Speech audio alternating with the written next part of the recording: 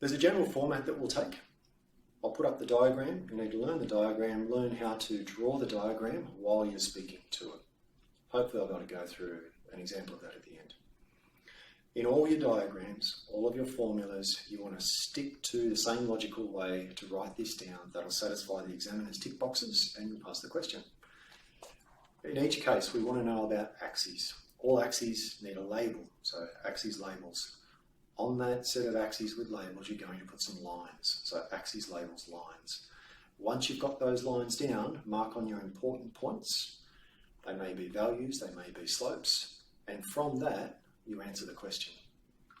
Hopefully, we'll get through that in a reasonable way for cardiac action potentials.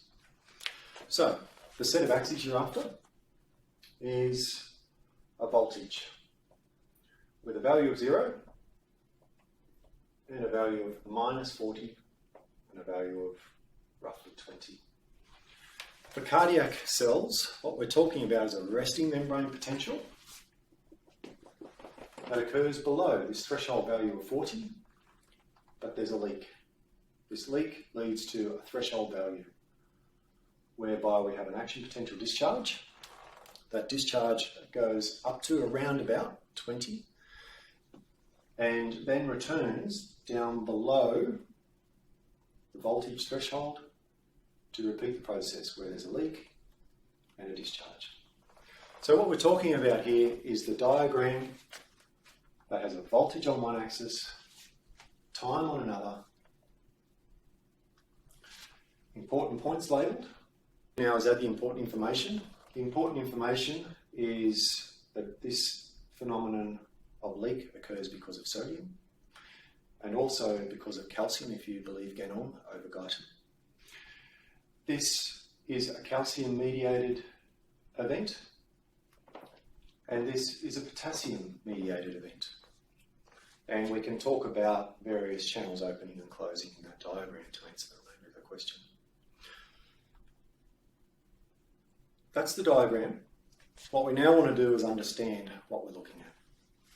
The way to understand this is to go through the sequence of what channels are where, what they do, how they exist, and then it becomes really easy. Okay, so we need to understand the structure of the membrane and the channels that go into that membrane. We start with a bilipid layer and an extracellular fluid on both sides of that layer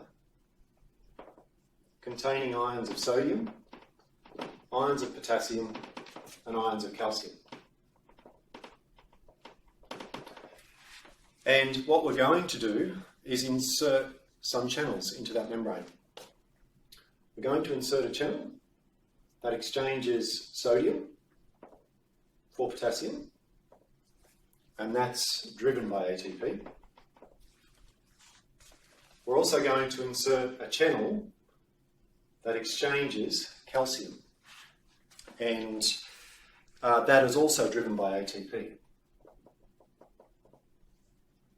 So you can see if we turn on these channels now, we're going to pump sodium out of the inside of the cell, and we'll make this the outside. We're going to pump sodium out and potassium in, and what we end up with is lesser amounts of potassium outside than inside, and lesser amounts of sodium inside than outside. Likewise, when we turn on our calcium pump, we're going to end up with lesser amounts of calcium on the inside and greater amounts of calcium on the outside. So now what we have is a cell membrane set up with large amounts of sodium, small amounts of sodium on the inside, large amounts of calcium on the outside, small amounts on the inside, and small amounts of potassium on the outside, large amounts of potassium on the inside. We should all understand that we need to maintain electrical neutrality, and therefore there are anion shifts associated with that, most notably chloride and bicarb. What we're now going to do is say that we set up a cardiac pacemaker cell in this arrangement, but we're going to insert some very specific channels. The channels that we're going to insert allow passage of sodium down its concentration gradient, allow passage of calcium down its concentration gradient, and allow passage of potassium along its concentration gradient.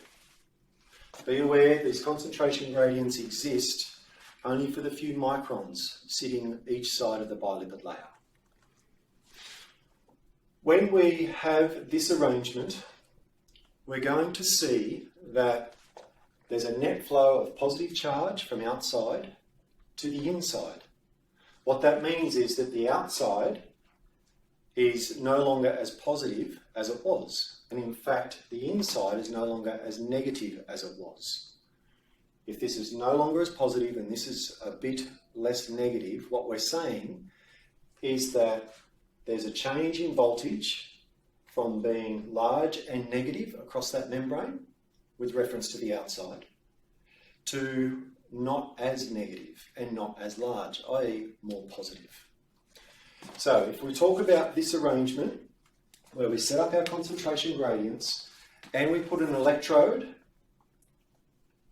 on the outside of the cell, compare that to the voltage on the inside of the cell, what we're going to measure is a difference.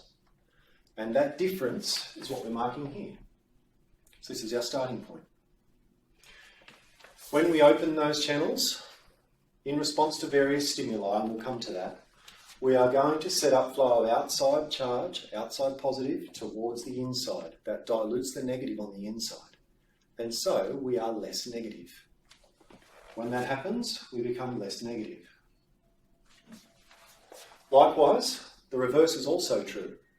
When we change the charge by allowing potassium along its concentration gradient to move from inside the cell to outside the cell, we result in positive charges moving from inside the cell toward the outside, i.e. the outside becomes more positive. The inside becomes more negative. Less positive and more negative. So, when potassium moves, the inside of the cell starts to repolarize. We start to move charge in the opposite direction to sodium and calcium. And in fact, we move the charge more towards that same negative environment. Okay, so if we step through using this process, what we're seeing on this line, we have this important point, minus 40. And that's important because that is the point at which voltage sets off calcium channels. Now, when voltage sets off calcium channels, all those channels open. That's the key that unlocks it. It's not ATP in this case, it's voltage. So when we reach a threshold, all those channels open. When the calcium channels open, calcium can run along its concentration gradient. And what happens is we dilute the negative on the inside of the cell with positive charge. We become less negative, meaning we head towards the positive. And at the same time, what we do is change the voltage seen across the membrane, allowing potassium to open. In addition, we change the rates of potassium and calcium opening, and we end up with a net change in the voltage that looks like this. So you'll read in the books that there's slow calcium channels, fast calcium channels, the potassium is much slower opening, much slower closing, and they are the characteristics associated with the cardiac cell action potential. You can read up on those. We won't really go through those here. So the events that are occurring at this point are that voltage opens channels, calcium moves along its concentration gradient, and then those channels close. What also happens is that potassium moves along its concentration gradient. Not as much, not as fast, but it is quite substantial in its volume. And therefore, once calcium channels close, potassium takes over governing the voltage. And the mass efflux of potassium that occurs returns the voltage to below zero. So potassium is this point on the curve. Calcium is this point on the curve. What is peculiar about cardiac action potential and pacemaker cells in particular is that this threshold value down here of resting membrane potential, 6, sits around about minus 60. Cardiac cells, or non-pacemaker cells, can sit as low as minus 90, depending on where the cell is. So, in pacemaker cells, we want to note another important point is this one, where the resting membrane potential sits. And that means, compared to non-pacemaker cells, where the resting membrane potential sits further away from this threshold, pacemaker cells are more likely to be closer to the point of discharging. That's what you would expect in a pacemaker cell, but not in a normal muscle cell. So the next important point is the resting membrane potential. Now, the final important point here is this section. And this is the slope, or the pre-potential, the part of the membrane discharge pattern that is before the action potential discharges just here. So this pre-potential, you can see, is a steady increase over time of the voltage. An increase because we're heading towards the positive. It's becoming less negative, i.e. closer to zero. Something to become less negative, what we require is leak. And we talk about leak potentials or leak currents. And in this case, this is described by Ganong as a funny calcium channel. It's described by Guyton a little differently in terms of a leak of sodium across the membrane. However you choose to describe that, know that there is a difference. The exam uses Ganong and occasionally references Guyton. Point that out in your exam and you'll sound very clever. What we're talking about now is a leak of potassium along its concentration gradient, a leak of sodium along its concentration gradient, and a leak of calcium to produce the pre-potential. So if we have positive charges leaking independent of this, but they can leak through or through funny channels. If they can leak, we're taking positives from the outside, putting them on the inside, i.e. creating less negative environment on the inside, and we end up with this sloped curve, sloped portion of our curve. So the slope here, the pre-potential, is a change in membrane potential towards the threshold that occurs over time. And if you can imagine that every time we reach potential or threshold, we discharge an action potential, the more frequent these occur, i.e. this distance in here of a time, if we increase that, then we're going to slow down the rate at which discharges occur. If we decrease that, we're going to increase the rate at which discharges occur. Now, given that pacemaker cells set off heart rate, by changing the slope of this, which is the main determinant of this distance, we change heart rate. So, we now move on to the important point of what occurs here in the pre-potential. And there's factors that influence that. So for the pre-potential, we can talk about increasing its slope, and the factors that increase its slope are very easy to reason out if you understand what the autonomic nervous system does. Sympathetic nervous system increases the slope. Adrenergic drugs increase the slope. Inotropes increase the slope.